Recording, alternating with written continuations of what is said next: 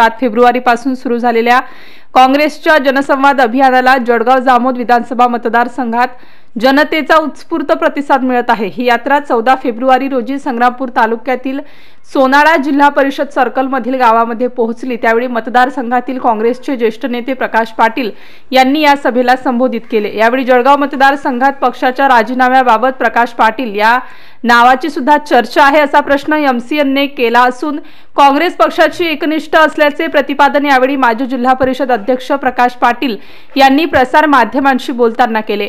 या जनसंवाद यात्रेतून कष्टकरी शेतकरी माता भगिनी व बेरोजगार युवकांशी संवाद साधून त्यांचे प्रश्न समजून घेत जनतेच्या विविध प्रश्नांवर सर्वसामान्य लोकांशी चर्चा करण्यात येत आहे।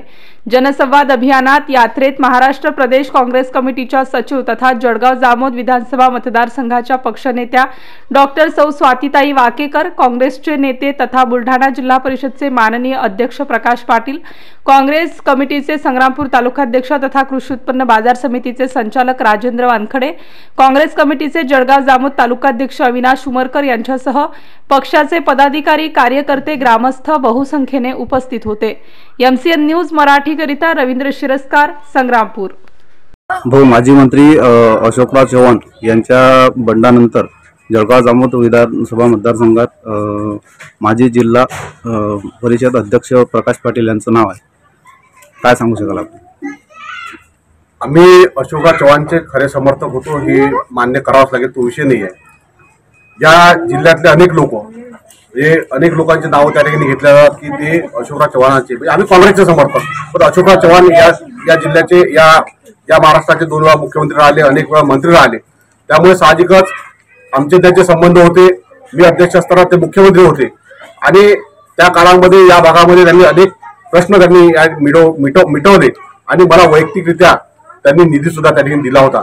आणि साहजिक लोकांच्या किंवा हे जातील ते जातील अशा प्रकारच्या लोकांच्या वल्गना आहेत, परंतु मी खरा काँग्रेसचा निष्ठावान कार्यकर्ता आहे। आपण पाहिलं असेल या भागातले या देशाचे नेते मान्य खासदार, अखिल भारतीय काँग्रेस कमिटीचे सचिव, महासचिव सन्माननीय मुकुल वासनिक साहेबांनी मला 20 वर्ष पिंपळगाव सर्कलमध्ये तिकीट दिलेलं आहे काँग्रेसचं, आणि एक सामान्य कार्यकर्ता जिल्हा परिषदचा अध्यक्ष त्या ठिकाणी पहिल्याच निवडणुकीमध्ये मी निवडून आलो आणि मला त्यांनी जिल्ह्याचा कारभार माझ्या हाती दिला। आणि एवढ्या मोठ्या माणसाने एक सामान्य माणसाला त्या ठिकाणी न्याय देण्याचा प्रयत्न त्या ठिकाणी केलेला आहे आणि कशाला मी ह्या गोष्टी भानगडीत पडणार आहे। मला माहित आहे की अनेक लोक त्या ठिकाणी विनाकारांच्या अफवा पसरवण्याचं काम करतात, परंतु तुम्हाला एक सांगतो की या भागातला जळगाव जामोद विधानसभा मतदारसंघातला एकही नेता असो, कार्यकर्ता असो, हा काँग्रेस सोडून त्या ठिकाणी कुठेही जाणार नाही। आज भारतीय जनता पक्षाची गत्यंतर काय आहे हे सर्व जनतेला या ठिकाणी माहित आहे। आम्ही सर्व जवळपास 10 दिवसापासून या भागामध्ये फिरून आलेलो आहे, लोकांमध्ये अनेक असंतोष आहे, त्यामुळे या भागातला कोणताही नेता, काँग्रेसचा कोणताही नेता भारतीय जनता पक्षामध्ये जाणार नाही ही गॅरंटी आम्ही या ठिकाणी देतो। आणि आपण मागचा वेळेस पाहिलं असेल की काही लोक निवडणुकीच्या काळामध्ये सोडून गेले असतील, परंतु त्याची नंतर दशा काय झाली हे सर्व आपण लोकांनी पाहिलेली आहे। आणि म्हणून या भागातला कोणताही काँग्रेसचा कार्यकर्ता, सच्चा काँग्रेसचा कार्यकर्ता काँग्रेसच्या पाठीमागे राहील। तुम्हाला त्या दिवशी सांगितलं मी की जर कोणी अशी बेमानकी केली, जो एखादा पद घेऊन जर समजा काँग्रेसच्या माध्यमातून ज्यांना पद मिळाले असतील, ज्यांचा आर्थिक लाभ त्या ठिकाणी झाला असेल, आणि असं कोणी जर समजा काँग्रेसच्या मधून जात असेल, भाजपमध्ये जर गेला तर त्याला या मतदारसंघामध्ये आम्ही पाय सुद्धा ठेवू देणार नाही, अशा प्रकारची काँग्रेसच्या कार्यकर्त्याच्या नात्यानं या ठिकाणी मी ग्वाही देतो। आज जनसंवाद यात्रेचा 8वा दिवस शेतखेड या गावापासून आमची आजची जनसंवाद यात्रा सुरू झाली। आज आता आपण सर्वजण लांडणापूर या गावी आहोत आणि या यात्रेसाठी, या अभियानासाठी आमच्यासोबत आदरणीय प्रकाश भाऊ आहे, आदरणीय आमचे तालुकाध्यक्ष राजू वानखडे, अविनाश उमरकर, या गावच्या सरपंच, सर्वच ग्रामस्थ मंडळी या ठिकाणी आहेत। जनसंवाद यात्रेमध्ये लोकांशी संवाद साधत असताना आम्हाला जाणवलं की या भागातील शेतकरी सुखी नाही आहे। त्यांचा जो मुलगा आज शिकून सुशिक्षित झाला आहे त्याला रोजगार नाही आहे।